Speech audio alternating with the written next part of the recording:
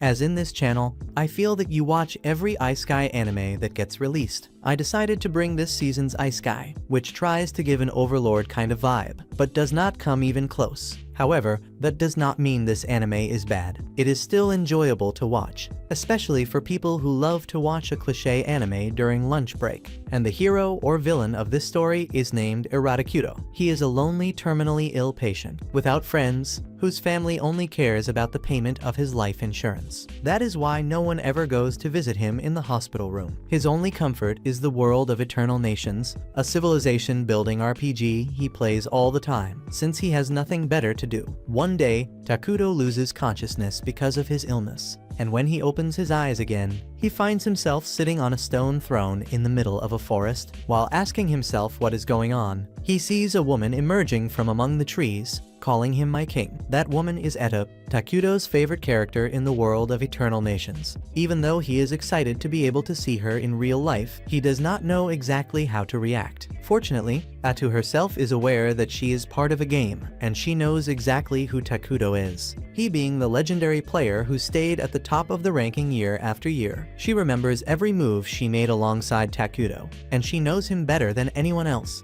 And both are happy for finally meeting each other in person. Takudo asks Atu if she was the one who summoned him there. But in reality, Atu also has no idea what is happening. She simply appeared in the middle of that forest all of a sudden, but she is sure that place is not the afterlife. If she had to guess, she would say this world is similar to Eternal Nations, but there is still no way to be certain. Either way, Atu thinks this is a great opportunity and asks Takudo if he would like to restart at her side, rebuilding a new kingdom. Just like in the good old days, Takudo likes the idea and agrees to work together with her. Although now it is a little embarrassing to be personally side by side with each other. Their first task is to find out where they are. Takudo uses his magic to summon a scout. But seeing it up close, he feels disgusted by the ugly appearance of the creature, yet there is nothing he can do about it. After all, his civilization called Minagra is known for ruling over darkness and evil. His initial strategy is to avoid drawing too much attention in order not to enter conflicts before they are strong enough to defend themselves. And that is where the insect scout comes into play. Takudo orders it to search the area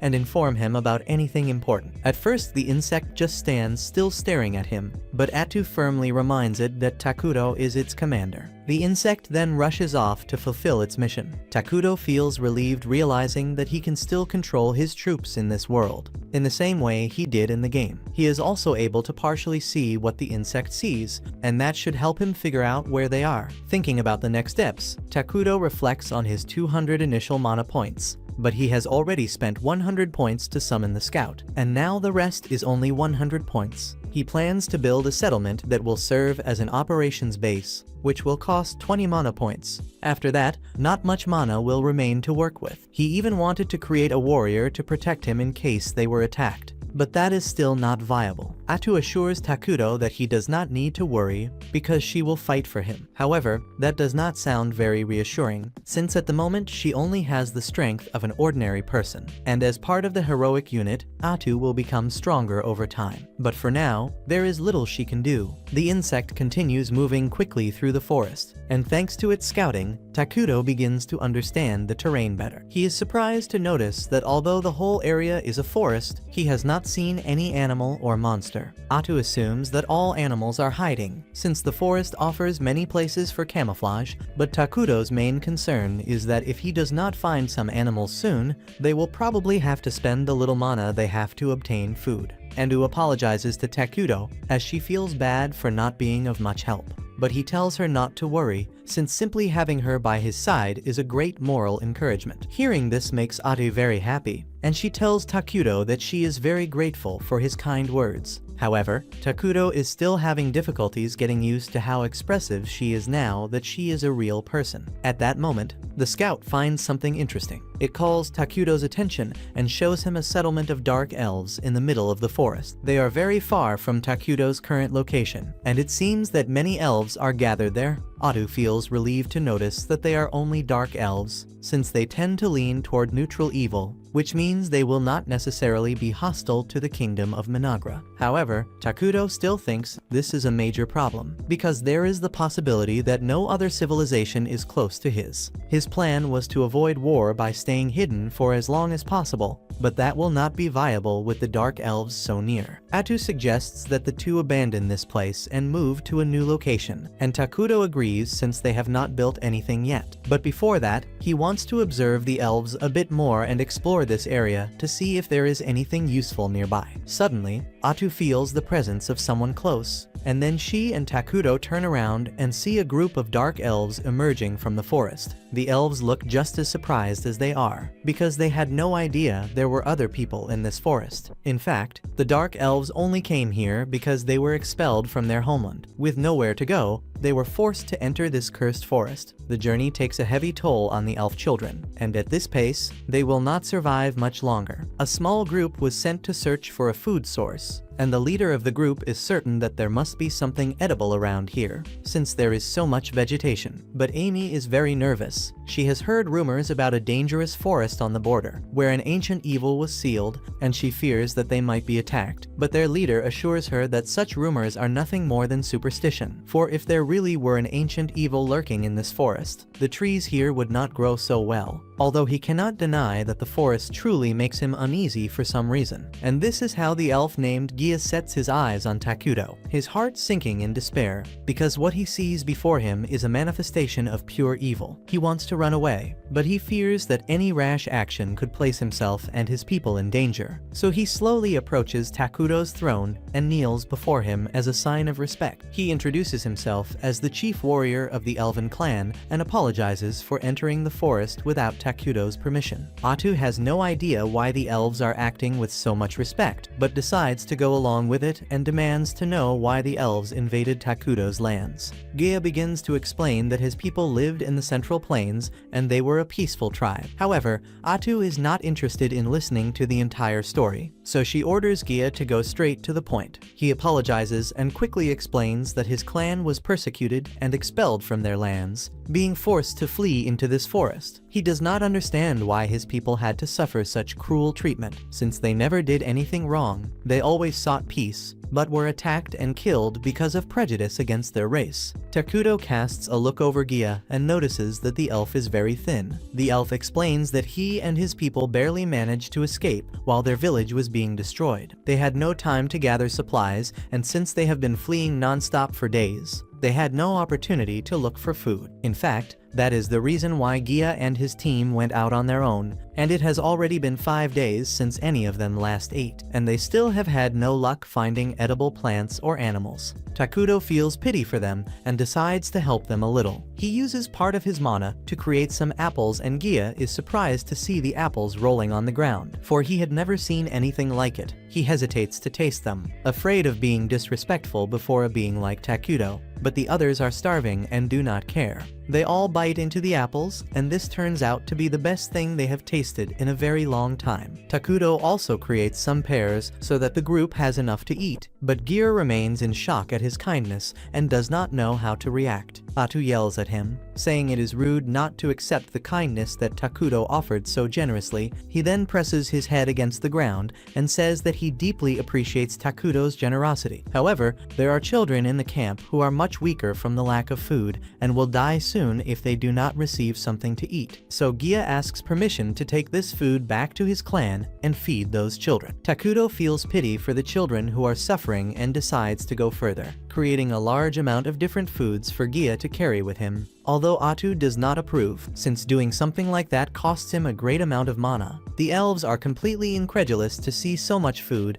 and become even more shocked when Takuto says they can keep it all. For years, the elves were oppressed and forced to live in the shadows, so no one had ever extended a hand to them in such a way before. They express their deepest gratitude to Takuto and carry the food back to the camp. At the camp, all the elves are already on the verge of giving up, but some still keep hope that Gia and the others will return with some food. At that moment, everyone in the village smells a delicious scent in the air, so they turn to look, and to their joy they see Gia and the others carrying bags of food on their backs. Everyone is relieved that they no longer need to starve and begin praising Gia for finding so much food, but when asked where he got it, he only says that he was lucky, omitting the details of his encounter with Takuto. Later that night, Gia is staring into the fire, lost in thought, when suddenly he is approached by the clan leader named Mauter. He tells the chief warrior that he did a great job that day and that the fruits he found are incredible, but he notices that Gia does not seem very happy about it, so he asks what is wrong. After a brief silence, Gia explains that he encountered a legendary entity deep in the forest and does not know how to feel about it. Mauter asks what legend he is talking about, and Emil mentions something about a powerful being that was sealed in the cursed forest. Mauter had already heard of that legend before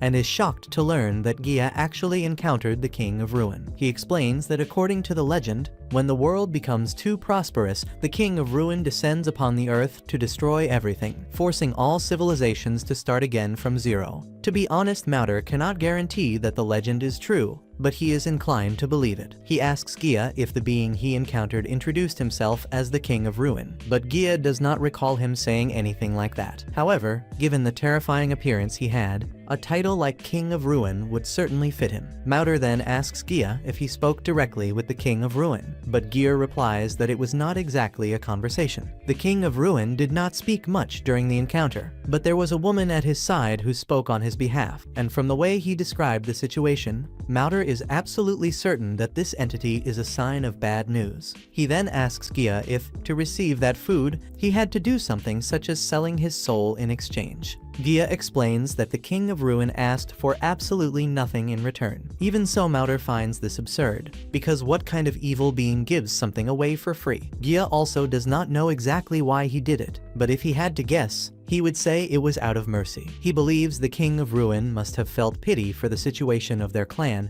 and ended up offering his help to save them. Mauter is shocked to hear Gia referring to the King of Ruin as His Grace, since that is a title reserved only to demonstrate a high level of respect, but Gia sees no problem with it, because he believes that Takuto truly is someone worthy of respect. Mauter cannot believe that Gia is defending the King of Ruin and even asks if he might have been hypnotized or something like that. But Gia rebuts, saying that the only reason they can afford the luxury of arguing is precisely because of the food they received from this so-called evil god. And at that moment, it is not as if he could simply refuse the offer, since everyone was on the brink of starvation. So what exactly did Mauter want him to say? Mauter realizes he has no right to judge Gia's decision to trust the King of Ruin, but given the circumstances, indeed this was the best option available. However, as an elder of the tribe, he considers it his duty to ensure everyone's safety. Therefore, he declares that from now on, he will be the one responsible for conducting the negotiations with the King of Ruin, because with more than 200 years of life, he believes he will be able to reach an understanding with such a being. Meanwhile, back at Takuto's camp, he is being scolded by Atu for having recklessly wasted mana with real Addis. She asks why he would do something like that.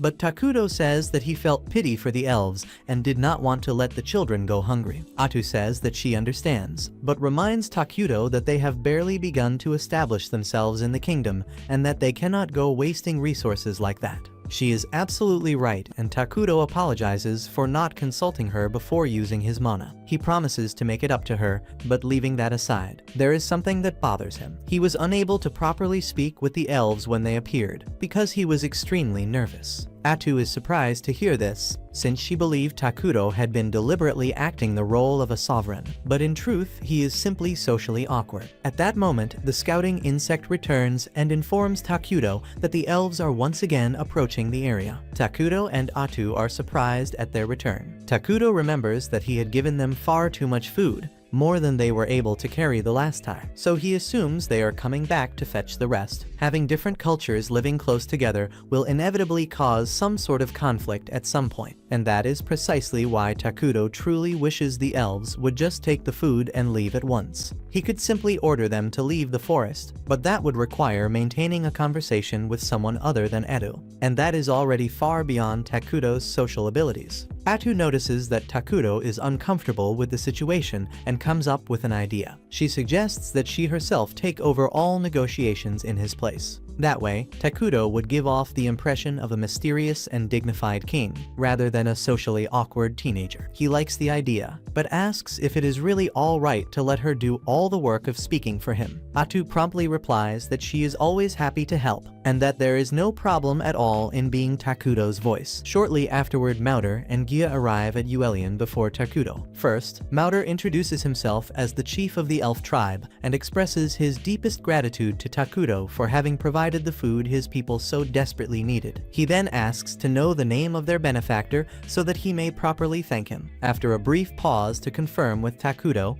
Atu announces that they are in the presence of the King of Ruin, called Era Takuto. Gia is left speechless upon realizing that Takuto is indeed the legendary King of Ruin, but he knows he cannot afford to be rude. So Mauder once again thanks Takuto for his generosity toward them. Takuto feels relieved to see that the negotiations have gone smoothly so far, and since there is no conflict with the elves, he simply tells them to take the food and leave quickly. Both Gia and Mauder are shocked to hear this, for they had been fully prepared to pay a high price in exchange for the help received from the King of Ruin. They ask Atu if it is truly all right for them to depart without offering anything in return, but she reminds them that in truth they have nothing of value to offer. Mauder, however, does not like the idea of leaving a debt unpaid, especially with someone as grand as the King of Ruin, for he fears that in the future it might cost them even their very souls, though he does not dare to say this aloud. Takuto notices that the atmosphere suddenly became tense, so he calls Atu aside to speak in private. Atu is truly irritated with Mauder's stubbornness and is convinced that if they leave the elves on their own, they will end up causing problems for them in the future. So Atu directly and coldly suggests that they simply kill all the elves and move on. However, Takuto was in fact hoping to build a mutually beneficial relationship with them. He realized that Mauder was uncomfortable with simply receiving help for free, especially from someone known as the King of Ruin, and therefore suggested that they demand a reasonable compensation to ease the elven leader's unease. Atu thought it was a good idea and conveyed Takuto's decision to the elves. Mauder seemed relieved, but Atu was still thinking about what exactly to ask for as compensation. She then turned to Takuto for guidance, and he told her to ask for information about the outside world. Following his instruction, Atu told Mauder that as payment he should provide Takuto with everything he knew about the lands beyond that forest. Mauder replied that he would be more than happy to fulfill this request. However, Atu added that once he finished providing the information, he and his people must leave the forest immediately. This demand made Mauder hesitate, for it would mean that the elves would once again be forced to wander the world without a home. He asked Takuto for permission for them to remain in the forest, but Atu swiftly denied this proposal, saying that if he valued his life, then it would be better not to reveal Takuto's presence to anyone. Gia was about to protest, explaining that the clan of elves would not survive if they were expelled from there, but Mauder interrupted him, realizing that they could not risk angering the King of Ruin. Thus, the two stood up and began to walk away, and as they watched the elves withdraw, Takuto wondered to himself if this was truly the right thing, since he did not want to force the elves to suffer further. It was then that he had a brilliant idea. He called the two back and asked if they would like to become his citizens. The proposal was so unexpected that the two were left speechless, unable to give an immediate answer. Even Atu was incredulous at what Takuto had just said. She then requested another private conversation and asked why he would make such an offer. Takuto explained that he was thinking of recruiting the elves through the refugee system. Upon hearing this, Atu acknowledged that, looking at it carefully, it was not a bad option. The elves were not inherently good nor evil, so they would not be in great conflict with Takuto's evil-aligned kingdom. Furthermore, in the game, the main citizens of Managra were homunculi, and frankly, Takuto did not want to spend the rest of his life surrounded only by such creatures. Takuto asked Atu if she truly wanted to live in a kingdom where only beings like that existed, referring to the homunculi and other unpleasant creatures. This convinced Atu, and she supported the idea. So she called the two elves and told them that if they accepted becoming citizens of Managra, they would be under the protection of the King of Ruin. Mauder asked what that would mean for them, and without hesitation, Atu answered that from the moment the elves joined Managra, they would officially be considered evil. She made it clear that the decision to join or not was entirely theirs, but assured them that if they accepted, at the very least, they would be able to live a more interesting life. Some time later, Takuto and Atu walked to the elves' camp, for they had finally reached a decision. Atu was a little irritated at how long it had taken them to agree, while Takuto, on the other hand, had already expected it would take some time, especially after Atu had told them that they would become evil. When they arrived at the camp, Mauder announced to everyone that their new king had come. Immediately, all of them knelt and made way for Takuto to advance toward the makeshift throne they had prepared for him. Some of the elves were terrified upon seeing him for the first time, while others looked excited. However, those who came too close ended up fainting from the immense dark energy emanating from him. Gia warned everyone not to look directly at Takuto, as it could be interpreted as disrespect, but Takuto did not mind. As soon as he sat on the throne and all the elves were gathered, he officially declared that everyone present would become citizens of Managra from that day forward, and that was basically it. Now all the elves were officially Takuto's subjects. However, Gia had expected something more elaborate, since Atu had said they would become evil. But at that moment, an immense wave of hatred began flowing into Gia's body, as he recalled all the injustices he and his people had suffered. The same happened to all the other members of the elf clan. They all remembered the persecutions they had faced, and they felt relieved and even excited to have someone like Takuto watching over them. A few days passed in the newly founded kingdom of Managra, but things were not going well at all for Takuto. He was examining the map Mauder had given him and became extremely frustrated. It was by far the worst starting location he had ever received. Atu asked what was wrong, and he pointed to the map, explaining that to the north of that forest lay the holy kingdom of Kalha, which worshipped the god Arlis, and also the elven kingdom of Anna, which revered nature. Both were strongly aligned with good, and if either of them discovered the presence of the evil nation of Managra, both Takuto and Atu would be doomed. There was absolutely no chance they could ever defeat such powerful nations.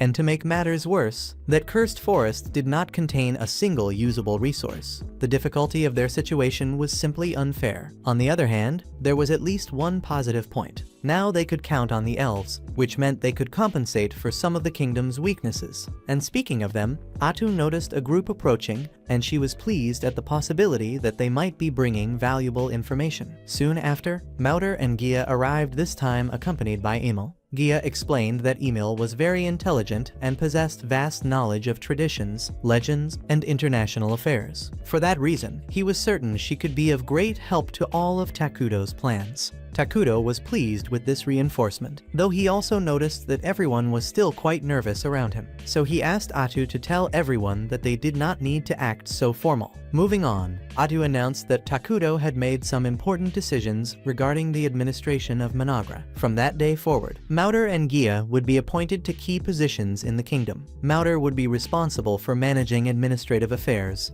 and from what Atu had heard, he should also be capable of using magic, which was one of the reasons she had high expectations for him. Gia, on the other hand, would be appointed as war captain of Managra's entire army, with full authority over all the troops. Gia felt greatly honored and promised to massacre anyone who dared to stand in Takuto's way without hesitation. Takuto, however, was a little uncomfortable with Gia's serious look when saying that, and he asked Atu to tell everyone that he preferred to maintain peace, as conflicts should only be initiated if absolutely necessary. Gia was incredulous at the fact that the King of Ruin was, in practice, a pacifist, but he did not insist on the matter. Atu then told everyone to rest for now, since soon they would begin building houses in the forest. Mauder thanked them for their consideration, and tried to stand out by saying that the knowledge he possessed would make him far more useful than the brute, and by brute, he was referring to Gia. However, Gia retorted, claiming that an old Mauder would not be much help in construction anyway. Atu was not particularly interested in their bickering, but she noticed that both were eager to get started, so she asked Takuto if she could order the immediate start of construction. Takuto saw no problem with it and authorized it, but made it clear that he wanted the materials to be gathered without destroying the forest. Atu thought the idea was excellent and asked Mauder if that would be possible. He replied yes, especially if most of the houses were made using the giant zucca trees.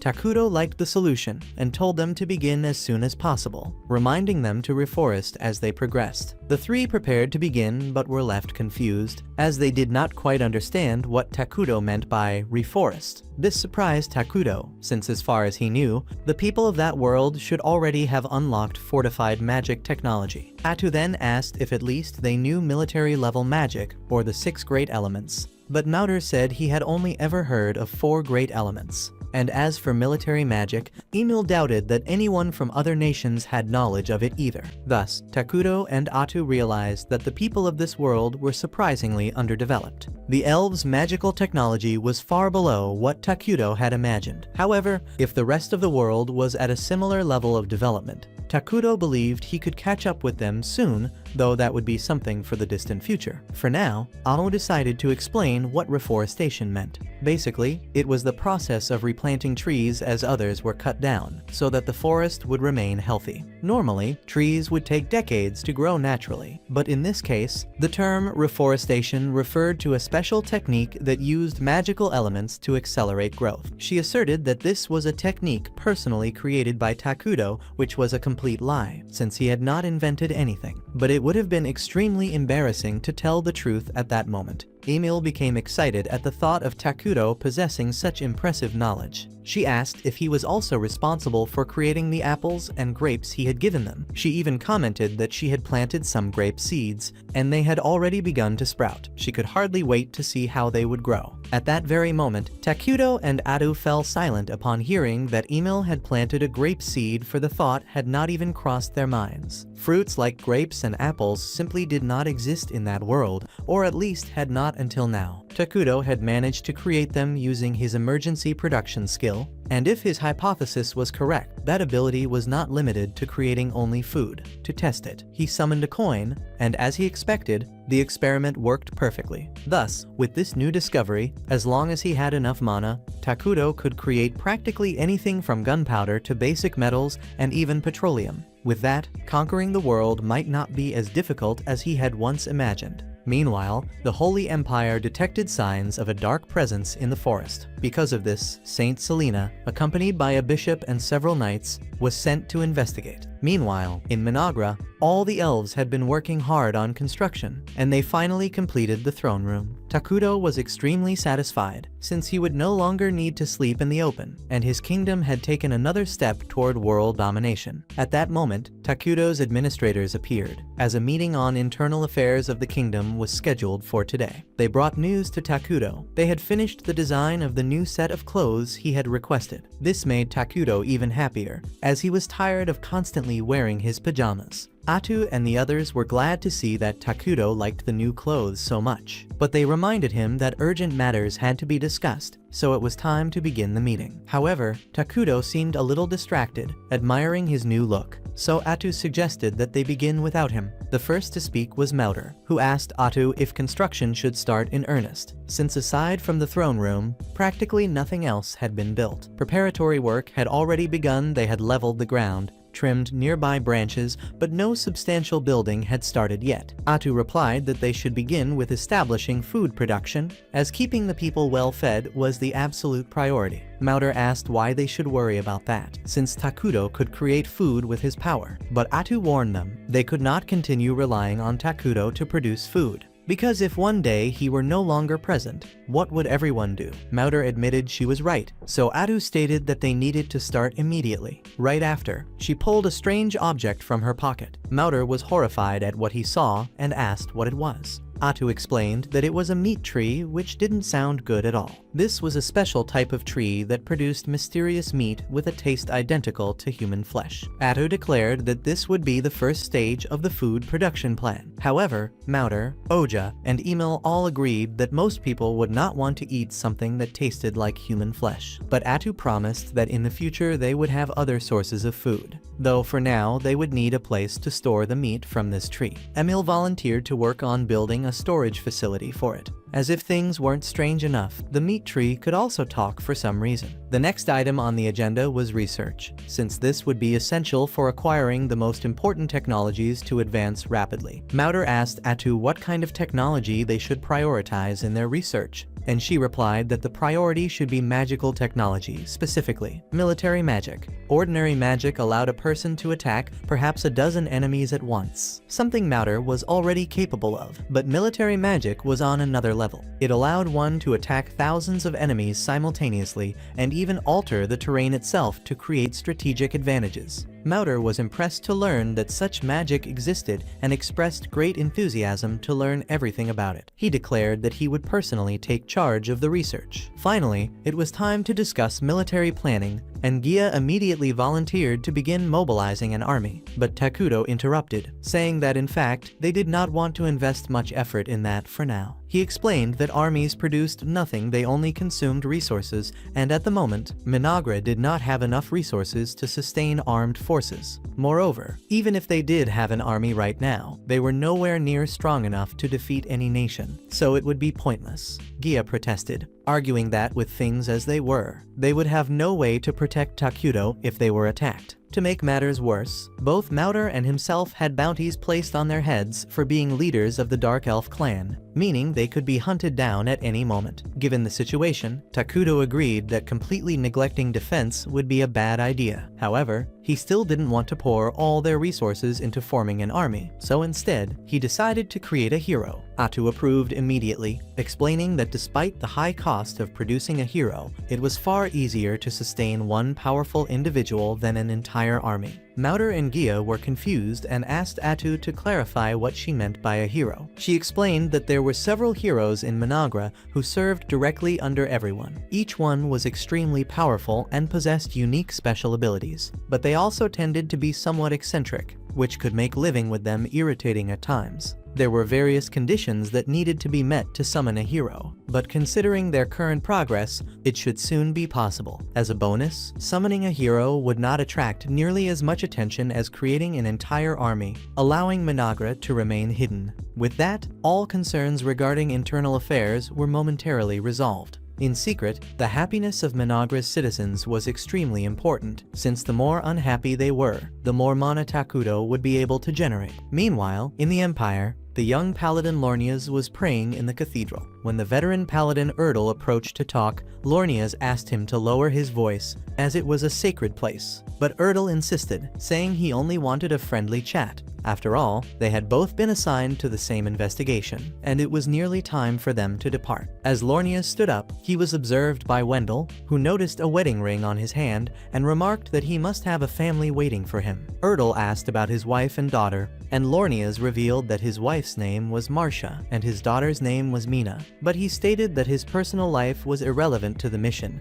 and he did not intend to talk much about it. Erdal began complaining about them being assigned to such a useless mission, but Lornias reminded him that it was based on a revelation from Saint Selena, and therefore must be taken seriously. Even so, Erdal found it strange that the team was so limited. They were only 2 paladins, while the rest of the group was made up of mercenaries hired to fill the gaps. Nothing about this mission seemed good, especially because it involved exploring the southern forest, so Erdal only wanted to finish it quickly and return home. Meanwhile, back in Minagra, construction was going very well. The place was finally starting to look like a true civilization, and the Dark Elves no longer seemed bothered by the meat trees. Takuto was excited, because seeing all of it in person was a completely different experience compared to when he played in the virtual world. Emil guided him on a short tour, showing him the residential area, which was mostly made up of houses built in the treetops. She explained that since they had been focusing on food production, Minagra hadn't had much time to work on housing, but the meat trees were growing well, and the food storage facility should be completed soon.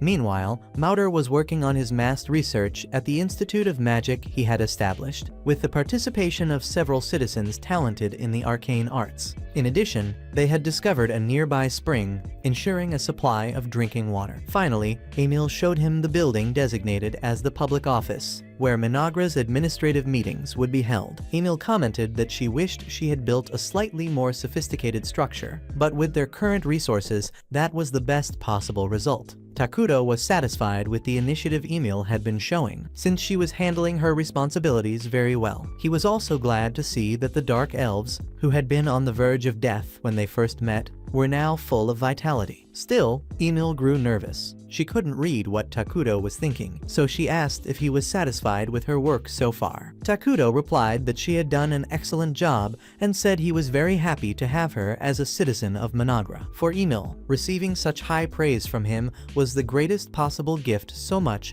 so that she even shed tears of joy. After composing herself, Emil led Takuto to the meat tree farm. Progress was going well thanks to all the agricultural equipment he had provided. However, Emil still felt uneasy about those strange, talking trees, so she changed the subject and showed him the water spring she had found. As Takuto accompanied her into the forest, he noticed that, for some reason, the scenery looked different from before. When they arrived at the spring, Emil was horrified to see that the water had turned completely murky. Mauder and Gia soon appeared, having heard that Emil wanted to build an aqueduct from the spring, but now, with the water in that state, they believed it could no longer be used. However, when hope began to fade, Atu declared that the water was still perfectly safe. To prove it, she crouched down and took a sip, shocking everyone with the risk of death she had just taken. But she urged them to take a deep breath, and when they did, they noticed strangely that the air seemed even better than normal. Atu explained that this was one of the advantages of Managra being an evil nation. All the land near the kingdom had become cursed terrain,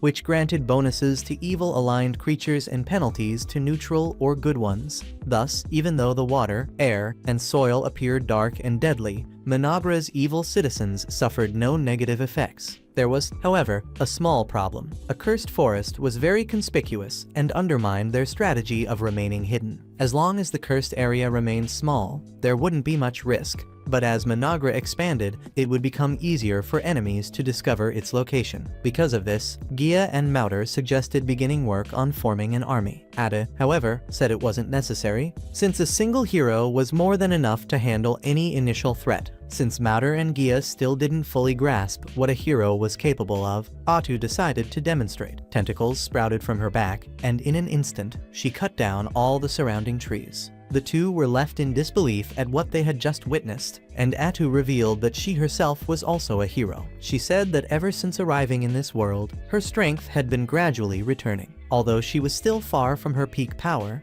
the point was that heroes were incredibly strong and only grew stronger over time. So, as long as they didn't face a serious threat, Takuto believed they were safe. Even so, he was a little annoyed with Atu for destroying those trees just to prove her strength. Mauder and Gia, on the other hand, were amazed by the power under Takuto's command and wanted to build a palace worthy of his majesty. Takuto thought it would be a waste of resources, but Mauder, Gia, and Emil all insisted, saying it would be inconceivable for their citizens to leave him without a castle. Atu told Takuto that, since they were taking it seriously, perhaps it would be best to grant their wish. Takuto admitted that a palace would be interesting, and since they had already dreamed of building a floating castle someday, he decided he could start planning for it now, since everything was going so well. But without his knowledge, the Paladins continued their slow advance toward the Dark Continent, and a confrontation would be inevitable once they discovered Managra. Meanwhile, in Managra, Takuto summoned all the citizens to a specific place, saying there was something they needed to witness. Everyone was confused when they saw him standing beside a pile of meat tree fruits.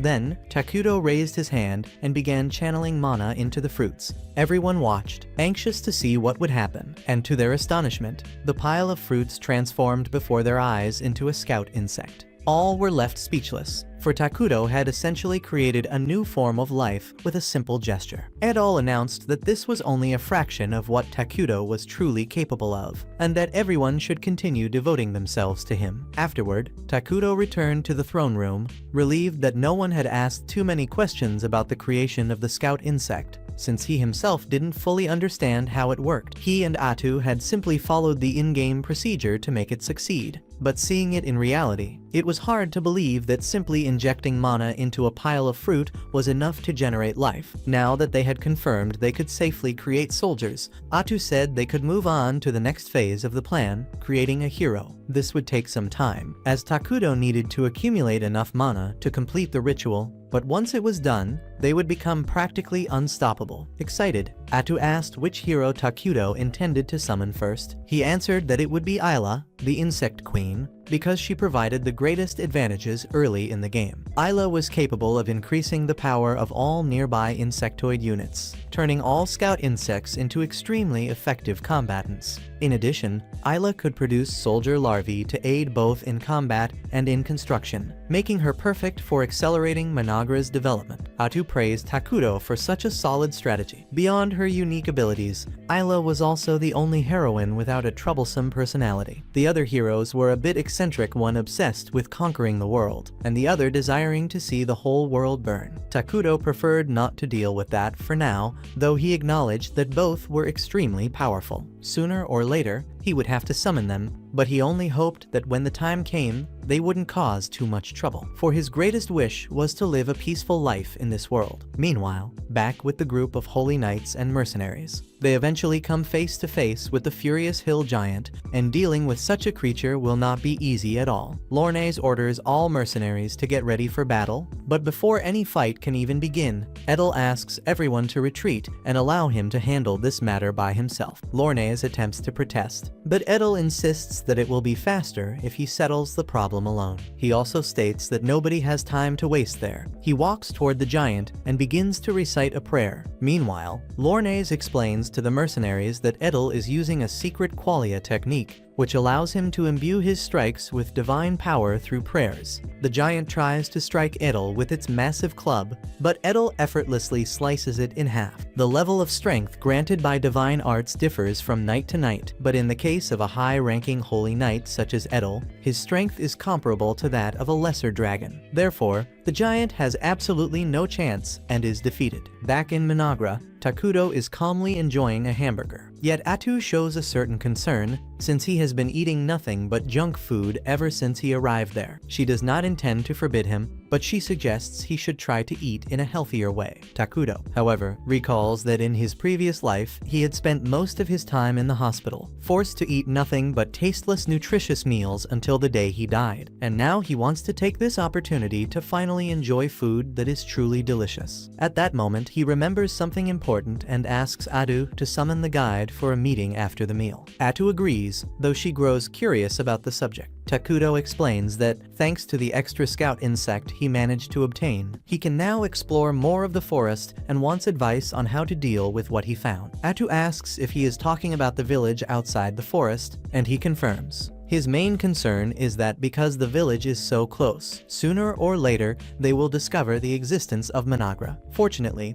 the village does not appear to belong to the Holy Kingdom of Kolha, which suggests that they are neutral and therefore it might be possible to negotiate with them. However, if outsiders ever came here, it certainly would not be just for a friendly conversation. Takudo tells Atu that there is no reason to worry, since there is no evidence that anyone is aware of their existence. Atu then jokingly warns him that such phrases never end well for the protagonist, and the two laugh together, until Takudo suddenly stops when he notices that people truly have arrived. And even worse, it seems to be a group of armed soldiers, which means they definitely did not come for peaceful talks. Takudo wants to avoid drawing unnecessary attention, so he asks Atu to go validate with them, trying first a peaceful approach, but making it clear that if that fails, she is free to unleash all the necessary violence. Outside the forest, the sacred expedition is preparing to march in. Before they advance, Wordle notices something strange beyond the tree line and orders everyone to step back. Moments later, Atu emerges from the woods wearing a cloak. Both Wordle and Lornes are surprised to see someone living there. They demand that she identify herself, and she answers politely, saying she is merely a humble elf who lives in those woods together with her people. Lornes, still filled with thoughts of slaughtering all elves, is about to provoke her, but Wordle interrupts him and changes the subject. He explains that he and his group are there only to investigate the forest and asks if she would be willing to let them enter. Atu politely refuses, saying that the Dark Elves prefer not to have their new home invaded without any reason at all. Lornes feels offended, considering it unacceptable that a mere elf would reject a request from the sacred men of God. But Wordle once again tells him to keep his mouth shut before he causes unnecessary problems. Although already suspicious,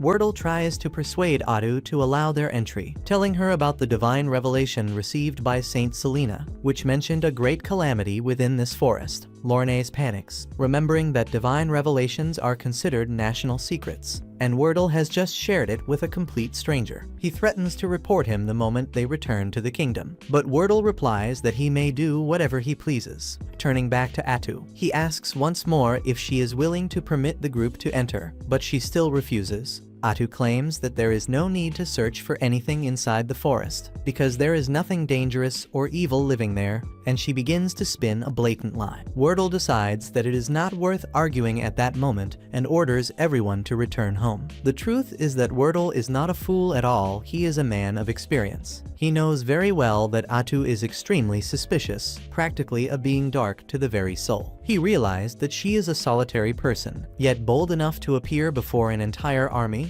and the wisest course of action is clearly not to provoke her. The safest option is to retreat and plot another route before making any hasty decision. The problem, however, is that Lornaise is far too obstinate to understand that what had just happened was, in truth, a tactical withdrawal. Unable to accept Wordle's decision, he accuses him of abandoning the mission and declares that he is stripping him of all authority. Immediately after, he orders the mercenaries to follow him, since they will enter the forest to investigate regardless of the consequences. Unfortunately, since it was Lornaise who had hired the group, they are bound to obey him. Lornaise goes even further. He commands his men to capture Atu immediately, accusing her of disobeying their orders. The mercenaries begin to close in, and despite Wordle's warnings, they are no longer willing to listen. Atu feels disappointed, for her attempt to resolve things peacefully has failed, despite her efforts to avoid bloodshed. But now there is nothing left that she can do. She acts swiftly, and in the very next moment,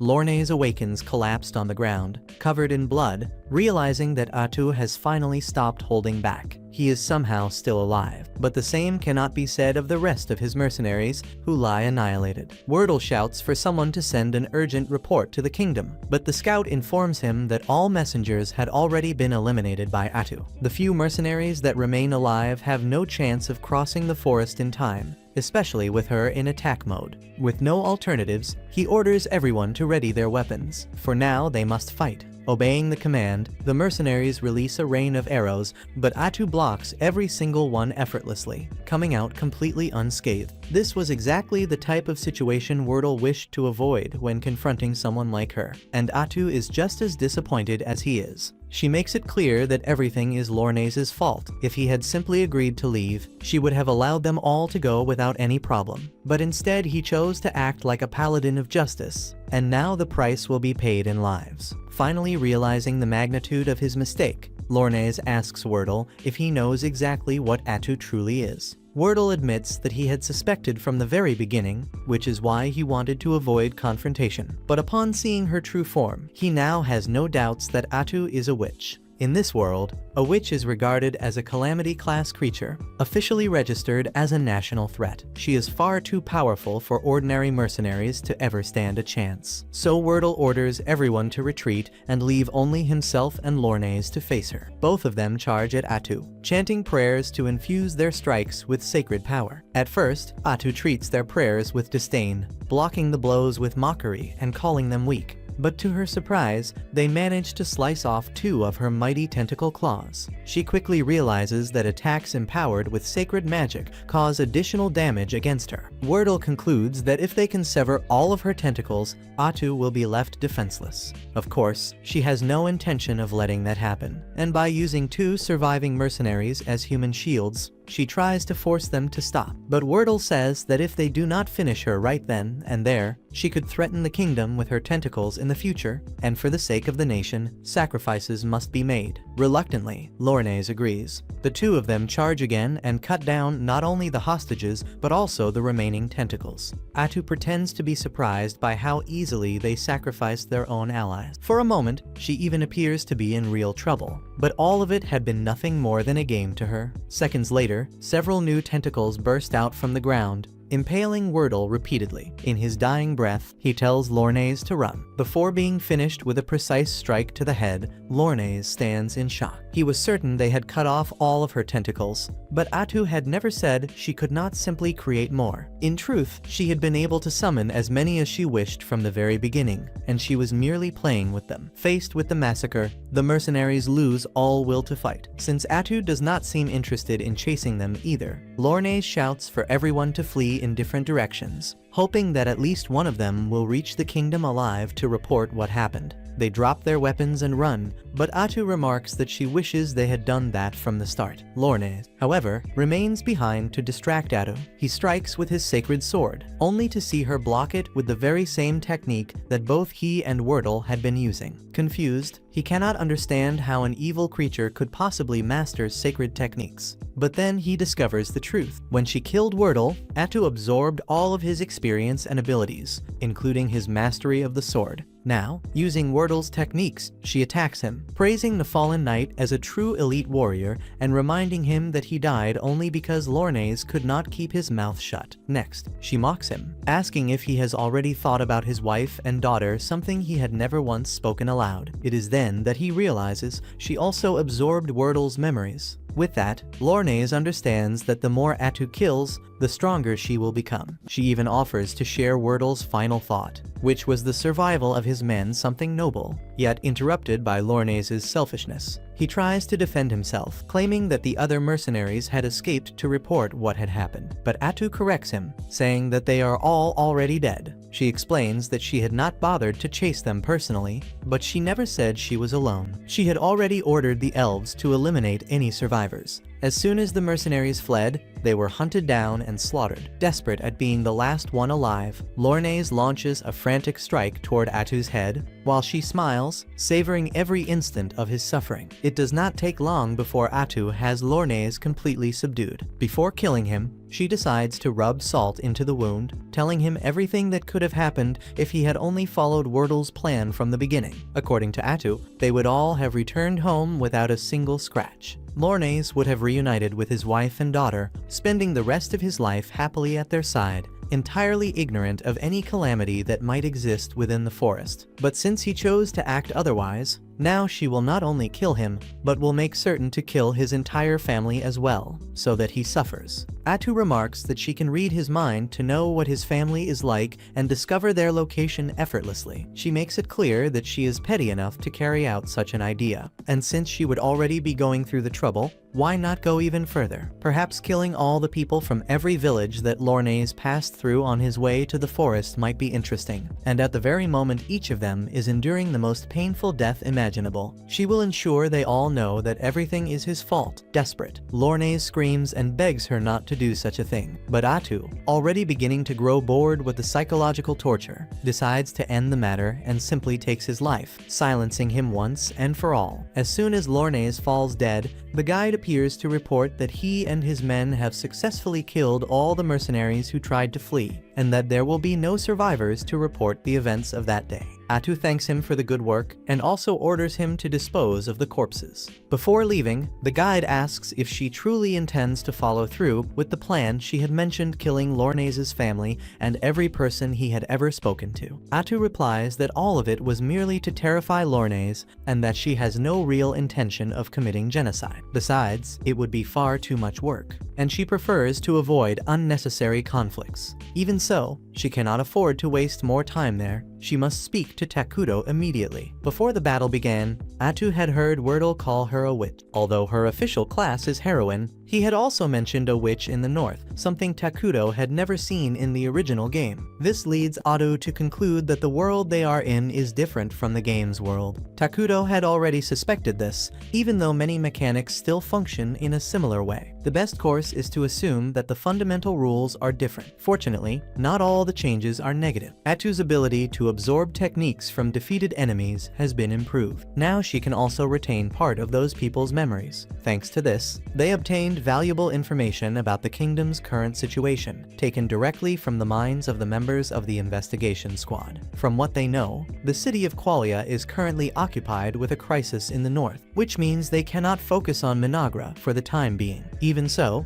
the complete disappearance of the team they had sent will certainly raise suspicion, and that is inevitable. Sooner or later, the kingdom will take action to uncover what has happened. Takuto is aware of this, but for now their enemies possess no concrete information about Minagra. Unless the leaders are utterly foolish, an immediate attack should not occur. At present, the greater concern is the disturbance in the north and the witch responsible for it. Atu tried to extract as much information as possible about witches from Wordle's memories, but he knew very little. Even so, there was one thing that was very clear. The Witch of the North was capable of causing destruction on a military scale all by herself. Meanwhile, in the Northern Territory, the Witch Irakino had just destroyed yet another village, and she was already preparing to attack the next one. All the slain villagers were reanimated by her as undead, and Takuto does not know exactly what her abilities are. But considering the level of devastation she was able to unleash in such a short time, he begins to suspect that she too might have crossed over from another world, just like he and Atu did. If that is true,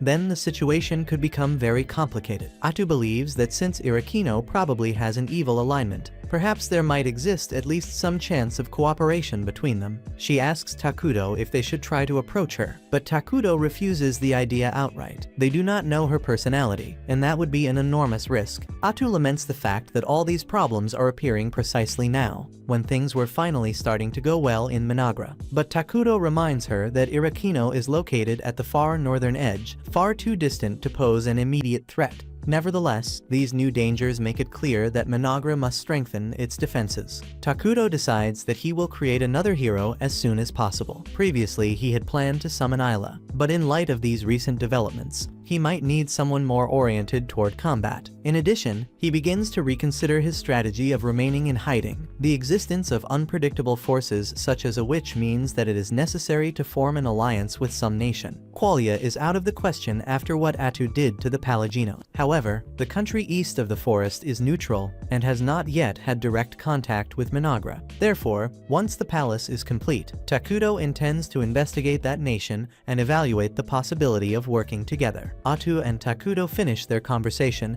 and she is already preparing to leave when she suddenly remembers something important that she must say before departing. She stops, takes a deep breath, and admits that there is one matter for which she wishes to apologize. Atu knows very well that Takuto dislikes unnecessary violence, especially when there exists the possibility of resolving matters peacefully. However, during the confrontation with the paladin, she admits that she allowed herself to get carried away by the situation and exaggerated things a little, perhaps much more than she should have. Takuto, however, does not react as she expected. He simply stands there staring at her with a neutral expression, without showing the slightest concern. After a brief silence, he asks in an almost disinterested tone why he should even care. At that instant, Atu is reminded of who Takuto truly is. And although in daily life he can appear to be a somewhat gentle individual, he is also the very embodiment of absolute evil, and therefore there are very few things that would ever truly bother him. It does not take long for the long-awaited construction of Takuto's palace to finally be completed, marking an important milestone for the growth and consolidation of his kingdom. Takuto becomes visibly excited, for he had always dreamed of having a gigantic palace that would symbolize his sovereignty. Atu, taking advantage of the moment, comments in a grandiose tone that one day that building will be so imposing that its highest point will touch the heavens themselves. Yet this conversation about the palace leads Atu to notice a curious detail. Despite the fact that Takuto is the king, he still does not have even a single attendant or personal servant to look after his needs. Takuto confesses that he had never really thought about it before, but he acknowledges that it would indeed be strange for a monarch not to have any created beings at his disposal. Because of this, Atu asks if he has any preference regarding the type of attendant he would like to have, so that she can provide someone suitable. Somewhat embarrassed, Takuto answers that he is fine with anyone, as long as it is someone easy to talk to. He admits with a shy smile that he is a terrible communicator. In truth, he has not even had a real conversation with any of the elves since he first appeared here. Atu, however, believes this is mainly due to the fact that Takuto appears as a living black mass of energy, with eyes of pure malice that terrify anyone who sees him. Even so, she assures him that he does not need to worry, because she already has a perfect plan to solve that issue. Takuto is not at all pleased with the exaggerated enthusiasm he sees on Atu's face, but he decides to let her go ahead with the idea, just to see what would happen. Atu summoned the guide, Mauter, and Imo, and ordered them to gather all the young girls from the village, claiming that Takuto desired them. Both Takuto and the guide were left speechless by such a statement, unable to believe what they had just heard. The guide, still trying to give her the benefit of the doubt, asked Atu the exact reason for such an order. Speaking with the utmost calm, Atu explained that she had requested younger girls because she thought it would be easier for Takuto to practice and improve his conversational skills with them. But instead of clarifying it directly, she loudly declared that Takuto liked younger girls. That claim crossed every line, and before Atu could make the situation even worse, Takuto immediately cut her off, demanding that she explain everything properly, without leaving room for any misunderstanding. After hearing the full story, the old elf and the others sighed in relief, realizing that Takuto merely wanted a servant with whom he could converse more easily. The reason he had specifically asked for children was simple. Since the kingdom still lacked manpower, he did not want to take away valuable workers from their duties to make them into personal attendants. Children, who could not yet contribute to heavy labor,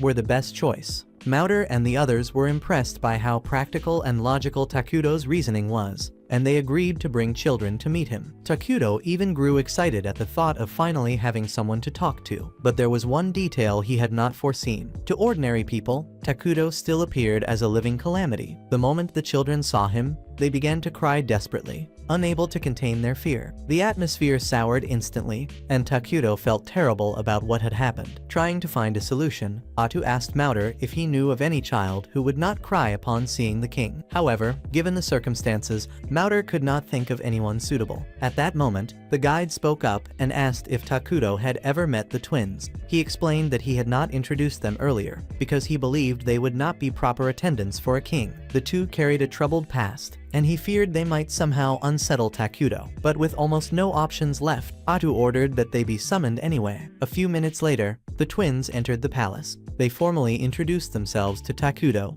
revealing their names as 01 and 02. Right away, the contrast between the sisters was evident. 01 was more reserved, speaking respectfully, carefully choosing her words as though she were in the presence of a highly trusted monarch. 02, on the other hand, spoke naturally, even with a touch of familiarity, addressing Lord Takuto in a casual tone as if he were one of her companions. Atu, already experienced in judging people at first glance, immediately sensed that these children carried a past marked by suffering. Their eyes and postures revealed harsh stories far beyond what any child should have endured. Curious yet concerned, Atu asked the girl about the scars and wounds visible on her body. She explained that they were caused by a severe illness. Before she could elaborate further, Mauder stepped in to provide details. That illness had in fact been a deadly plague that struck their people some time ago. The girl had once been on the brink of death, but was fortunately cured. Still, the marks and scars left by the disease never disappeared, remaining on her body as a permanent reminder of that dark time. Atu then turned the conversation toward the girl's demeanor, asking what might have happened to her that made her act so differently and carry such an air of detachment. The girl hesitated briefly, but eventually revealed that her sister had gone through something extremely cruel and disturbing, something that had changed her forever. Before Atu could ask exactly what it was, the girl answered without hesitation, coldly declaring that she had eaten her own mother. The blunt and direct statement struck everyone with shock. This was far worse than anything Atu had imagined. Seeking to understand what it truly meant, she turned to Mauder for an explanation. With a face weighed down by sorrow and shame, he admitted that he did not take pride in what had happened, but at the time it had been the only possible solution. The tribe of elves had never forgotten the noble and desperate sacrifice the twins' mother had made to ensure that the others could survive. Hearing this, Takuto began recalling what he knew about the journey of the elves. He remembered that when the elves had been driven out of their homeland, they had to cross treacherous and dangerous regions for a long time. Under such extreme conditions, hunger became an enemy as deadly as any monster. In situations like these, painful sacrifices were sometimes unavoidable, and that episode had completely shattered Maria's perception of the world. In a way, perhaps it was even positive that she showed no fear of Takuto, since most people would feel intimidated by his presence. However, it was uncertain if that made her a good candidate to serve as the king's personal assistant. While Atu was reflecting on the situation, the other girl began walking toward Takuto. As she approached, she stared at him intently and commented, in her own way, that he looked white to her. Takuto, intrigued, was surprised, since everyone had always described him as the embodiment of darkness, but apparently this girl's perception was different. Driven by curiosity and by the feeling that there was something unique about her, Takuto asked directly if she would accept becoming his personal assistant, taking care of him in his daily life. Without hesitation, she answered that she would do her best. Thus, Takuto officially named her as his servant, and beyond that, as a candidate to become the future leader of Managra. Atu watched the scene in surprise. That had been by far the longest and most natural conversation Takuto had held with anyone besides herself. Still, she noticed that the other girl remained silent. Then, Takuto decided to ask her opinion, The girl replied firmly, saying that as the younger sister, she felt it was her duty to remain by Maria's side at all time. If Maria wished to serve the king, then she too would serve. Satisfied, Takuto declared that from that moment on, both would be responsible for taking care of him. The guide and Mauter exchanged light looks of concern over the decision. After everyone withdrew, Mauter quietly returned to speak with Takuto in private. He explained that since the death of their mother, the sisters had been unable to feel any genuine emotion. It was as if their hearts were completely closed off from the world, and serving him as attendants would inevitably bring many challenges. Even so, he asked Takuto to be patient and tolerant with them until, in time, they might begin to open up again. Later, the two officially began their duties. However, the first problems appeared almost immediately. While trying to bring Takuto a glass of water, one of the girls tripped over her own feet and spilled the entire contents on him. The other quickly offered to dry him and apologized for her sister's mistake, commenting that it was not the first time something like that had happened. Takuto, however, was not angry and saw no reason to scold them. Not long after, Atu entered the room and, seeing the scene, expressed clear disappointment with the girl, and before she could reprimand them more severely, Takuto intervened and asked her to go easy on them. But Atu remained visibly bothered by the number of mistakes both girls had made in such a short time of service. However, if Takuto did not wish to punish them, she could not take any action contrary to the king's decision. In the end, she sighed and chose to follow protocol, only warning them to behave properly, since the king had an important meeting to attend and, as his attendants, they would be present. Therefore, it was best for them to maintain proper posture and avoid any slips. The meeting began shortly afterward. The first to present her report was Emio, who currently led the construction department. She stood, greeted Takuto and Atu, and announced in an optimistic tone that with the palace finally completed, they currently had many workers available, as well as a large surplus of stored resources. This meant they could begin a new project immediately. Takuto and Atu exchanged a brief glance and agreed with the assessment. And after a few moments of discussion, they concluded that the next step should be the construction of a clinic. It would be essential to have a place capable of taking care of the health and safety of Managra's citizen. Emio was pleased and said she would start preparations without delay.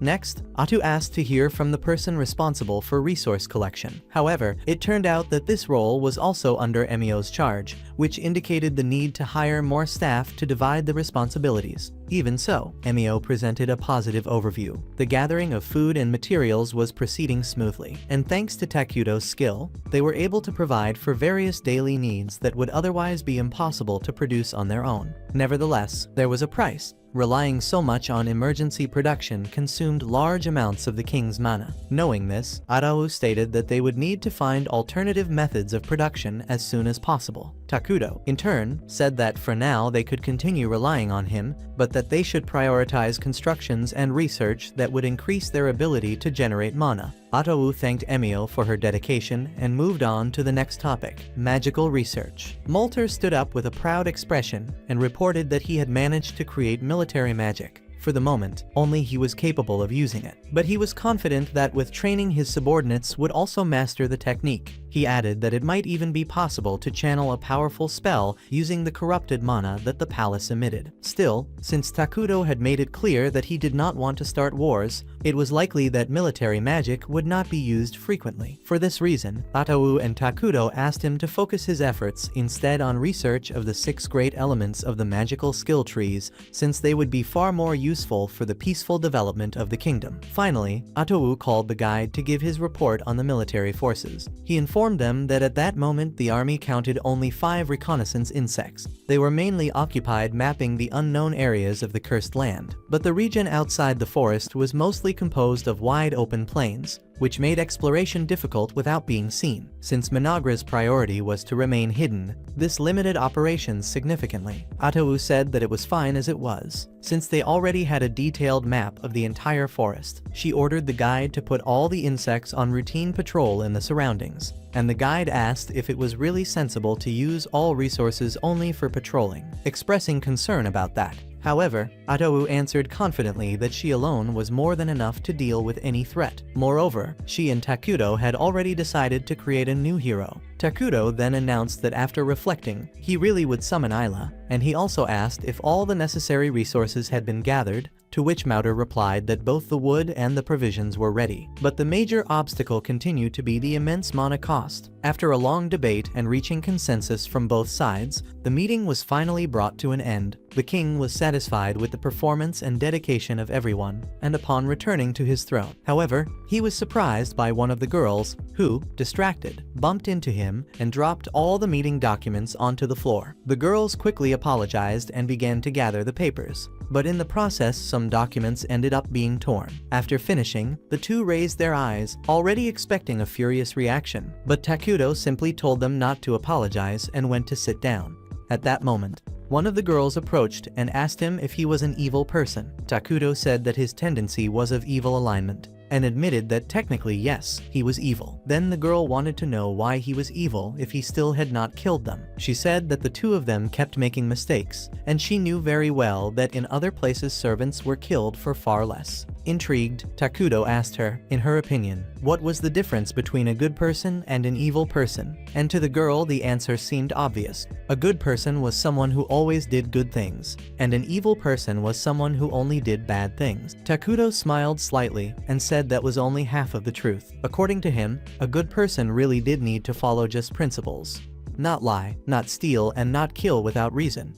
But there was something more that she had not yet considered. According to Takuto, an evil person is not necessarily someone who does bad things all the time. A person of his nature is essentially selfish, living by following only his own will, without caring about the feelings or consequences for others. Therefore, in his case, wanting to be kind to them did not contradict his nature at all. If he wanted to be patient with their mistakes, then he simply would be that way. In addition, Takuto made it clear that he had already noticed that they had been making mistakes on purpose since the beginning. He had realized that they wanted to provoke him to the point of anger. They expected that when he lost his patience, he would execute them, a fate that deep down they believed they deserved. The two girls did not deny it, and, with their eyes lowered and their voices heavy with pain, they confessed that recently they had indeed been trying to make him so angry that he would kill them. The reason was very simple. They believed they did not deserve to continue living after what had happened in the past. The weight of their mother's memory, and of how they had survived, had corroded the sense of worth they once had of themselves. Takuto pretended not to understand something that he himself had never experienced. He admits that he cannot completely put himself in their place,